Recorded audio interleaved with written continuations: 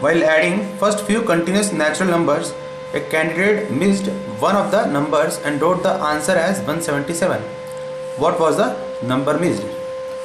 एक स्टूडेंट ने पहले कुछ नेचुरल नंबर्स मान लीजिए n तक उसने ऐड किए, उसमें से कोई एक नंबर मान लेते हैं वो x है, वो ऐड करना भूल गया तो उसका सम आया 177। हमें जो नंबर मिस्ड है ये x वो ढूंढना है।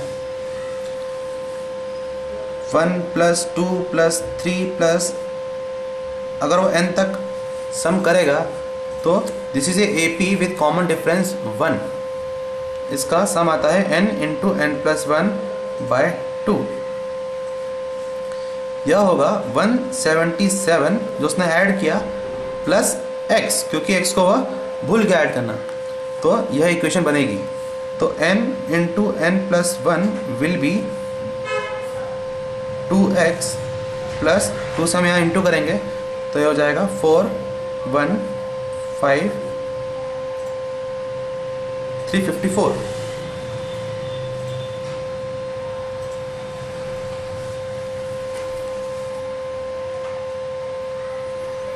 अब हम इसे हिट एंड ट्रायल से चेक करेंगे कि कौन सा आंसर इसमें से सही है।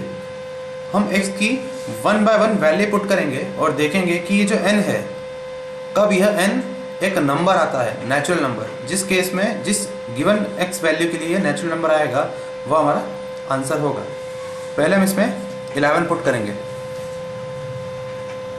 तो यह आएगा 22 + 354 दैट इज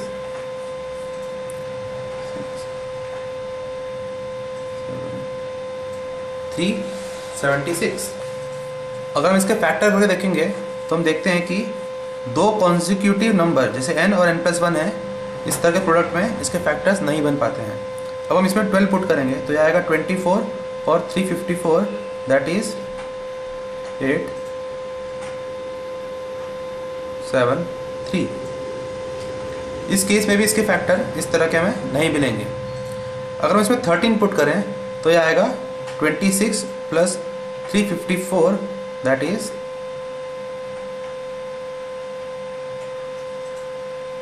380। इसमें हम अगर चेक करें तो n² + n, अगर हम n को यहाँ पर 19 रखते हैं तो 19 का स्क्वायर होता है, ये हुआ n² + n।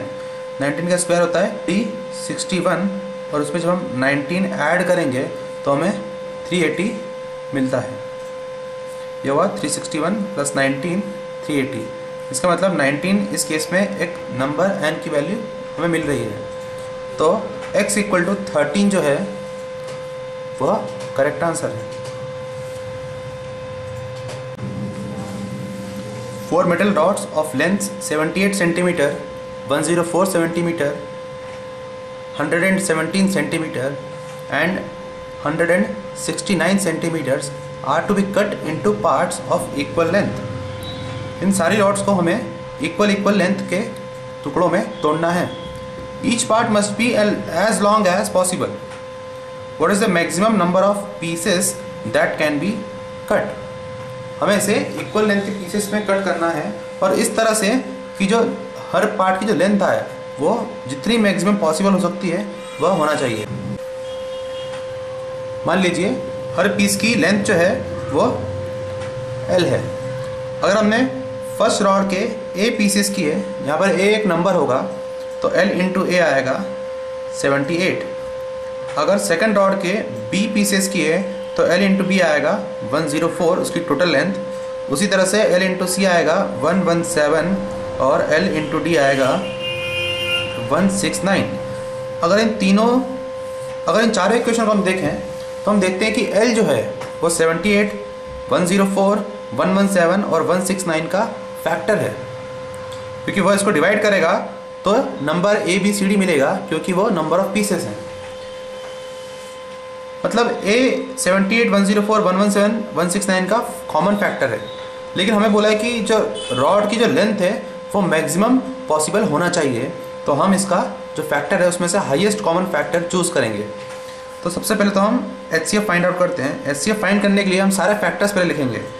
78 can be factorized as 2 into 3 into 13. 104 can be factorized as 2 into, this will be 52, then 2 into 2 into 13.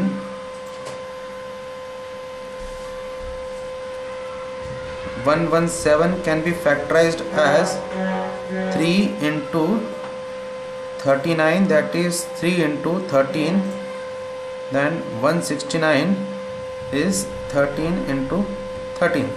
इन सबको अगर हम देखें तो 13 जो है वो सब में एक एक बार आ रहा है, तो 13 हो गया इनका कॉमन फैक्टर। मतलब 13 L की वैल्यू हुई, यह उसका हाईएस्ट कॉमन फैक्टर हुआ। हमें पूछा मैक्सिमम नंबर ऑफ पीसेस, जो पीसेस होंगे वो कितने होंगे। अब क्योंकि L इंटू ए है 78, तो अगर हम इस 78 को L मतलब 13 से डिवाइड करेंगे तो हमें A मिलेगा। जैसे हम ABCD निकालेंगे और सबको ऐड करेंगे तो टोटल नंबर ऑफ पीसेस हमें मिलेंगे। 13 से डिवाइड करेंगे तो यह आएगा 6, A की वैल्यू 6 हुई, यहाँ पर B आएगा 9, C आएगा 8 और D आएगा 13। अब हम इन सबको ऐड करेंगे तो हमें मिलेगा 6 + 8 is 14, 9 and 13 is 22, and this will be 6 and 3, that is 36. So option B gives 36 as the answer, so option B is correct. A man purchases 2 clocks A and B at a total cost of rupees 650. He sells A with 20% profit and B at a loss of 25% and gets the same selling price for both the clocks. What are the purchasing prices of A and B respectively?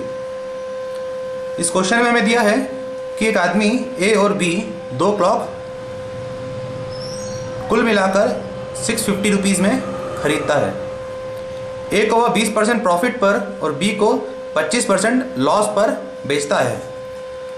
जब वो इन दो clocks को बेचता है तो दोनों की selling price वह सेम रखता है। हमसे पूछा है कि इसकी परचेजिंग प्राइस A और B की क्या थी। Let us assume that purchasing price of A is small a and that of clock B is small b. तो A plus B होगा 650 rupees. Now as he has sold A making a profit of 20%, तो selling price होगी 1.2 A, जो कि 20% उसने profit कमाया है, और 25% लॉस पर B को बेचा, इसका मतलब 0.75 B होगी उसकी सेलिंग प्राइस। हमें ये दोनों वैल्यूज़ इक्वल दी हैं क्योंकि उसने दोनों की सेलिंग प्राइस सेम रखी। This implies 120A is equal to 75B। हमने दोनों साइड को 100 से मल्टीप्लाई कर दिया। Now dividing both sides by 5 we get 75/5 is 15. 120 divided by 5 will be 24. इन दोनों में 3 फैक्टर कॉमन है। अब हम 3 से डिवाइड करेंगे तो 8, ये हो जाएगा 5. This implies A into 8 is equal to 5 into B. This means A is 5/8 times of B. Now putting this value of A in terms of B in this equation will eliminate A from both the equation. तो इस value को हम यहाँ रखेंगे तो आएगा 5B/8 plus B is equal to 650.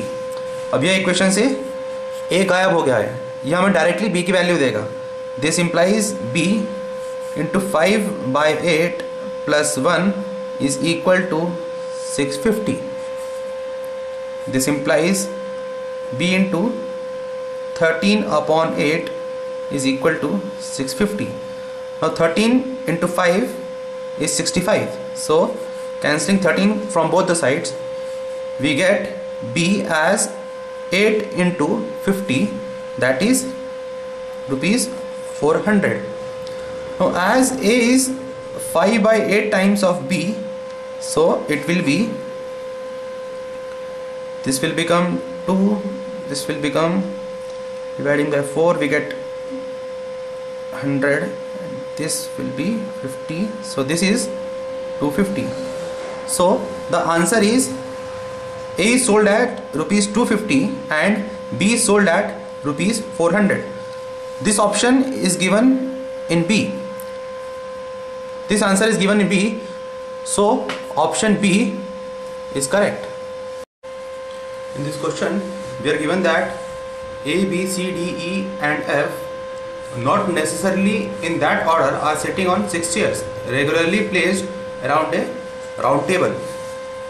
एक round table है, उस पर A, B, C, D, E, F regularly थोड़े थोड़े दूरी पर बैठे हुए हैं.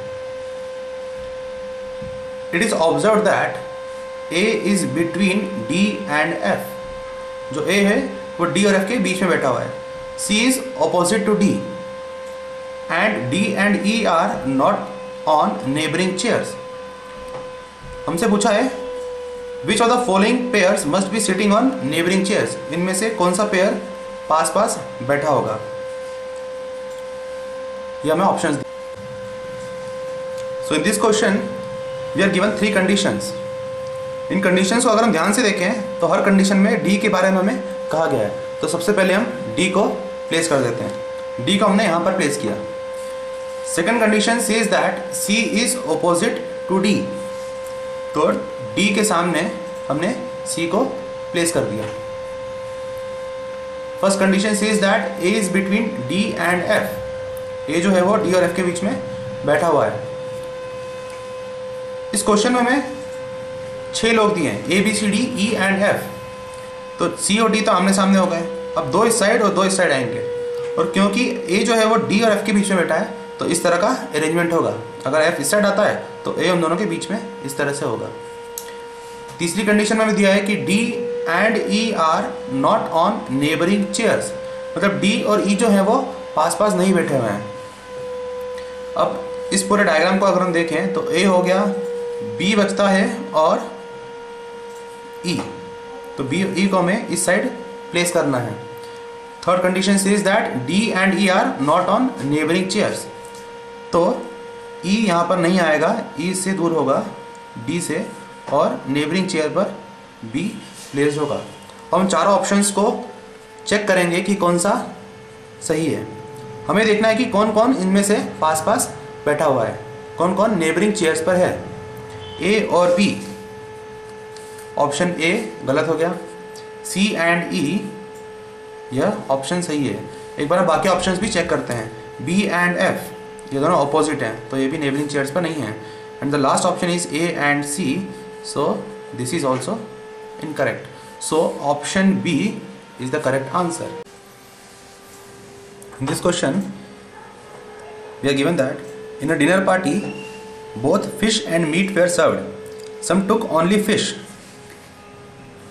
some only meat. There were some vegetarians who did not accept either. The rest accepted both fish and meat.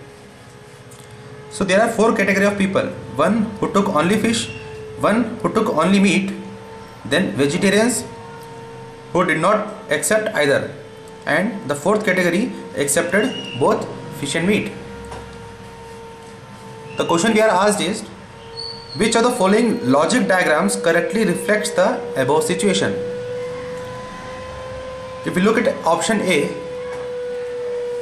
suppose this circle includes of those who took fish, this of those who took meat, then this common part will consist of those people who have taken both fish and meat, and this will consist of vegetarians who have not taken either fish or meat. So option A correctly depicts the situation. Student can check other options that they do not reflect the given situation. So option A is correct.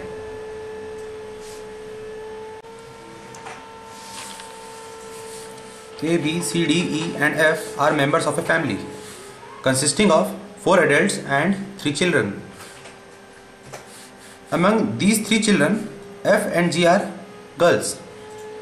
A and D are brothers and A is a doctor. E is an engineer married to one of the brothers, that is, E is married to either A or D and has 2 children. B is married to D. So as B is married to D, this means E is married to A. And the child of B and D is G. We are asked who is C. So this is a question of data interpretation. We will first make a note of all the data given to us. First, we are given that there are 4 adults and 3 children. Among these 3 children, we are given that F and G are children and they are girls. Also, A and D are brothers.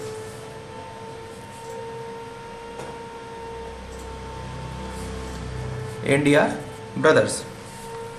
Now, we are given that A is a doctor. So, we write doctor near A. E is an engineer and is married to one of the brothers and has 2 children. B is married to D. So, B is married to D. Now, as we are given that A and D are brothers, this means B should be wife. So, we underline this to make a note that B is female and A and D are male. So, we make a line above A and D. Now, as B is married to D, E must be married to A, as it is given that E is an engineer and married to one of the brothers. So, as B is married to D, E is married to A. Again, she is a female. We are also given that B is married to D and G is their child. So, D and B have a child which is G. We are also given that E has 2 children. This means the other 2 child are of A and E. We are sure that F is their child. We are sure that one of their child is F. Now the other child will be the remaining one. We have seen here A, B, C is missing. So C is the third among the children. We are also given that only 2, that is F and G, are girls. So this means C is a child and he is a male, that is a boy. So now let us check the option. First option says that C is brother of G, which is not correct. Option B says C is F's father. Option C says C is E's father. Option D says that C is son of A, which is correct. So option D gives us the correct answer. LMNOP is a semicircle. LMNOP is a semicircle with center at R and diameter LP. LSR and RQP are also semicircles with centers as T and U, and diameters LR is equal to RP, which is half of LP. The ratio of perimeter of LMNOP and LSRQP is, we know that as these are semicircles, so their perimeter will be pi r or pi d by 2, where d is diameter and r is radius. Suppose we take LP as d, so perimeter of LMNOP is pi d by 2. Perimeter of LMNOP will be pi d by 2. Now we will find perimeter of LSRQP. Let us first find perimeter of LSR. As this is a semicircle, with diameter which is half of LP, that is d by 2. So its perimeter will be pi into d by 2, which is the diameter of this semicircle, divided by 2. And as we are required to find the perimeter of LSR RQP, so we just multiplied this by 2, as the perimeter of LSR and RQP will be same. So 2 and 2 gets cancelled, so the perimeter is pi d by 2, which is same as the perimeter of LMNOP. So the ratio will be 1:1. So option B is correct.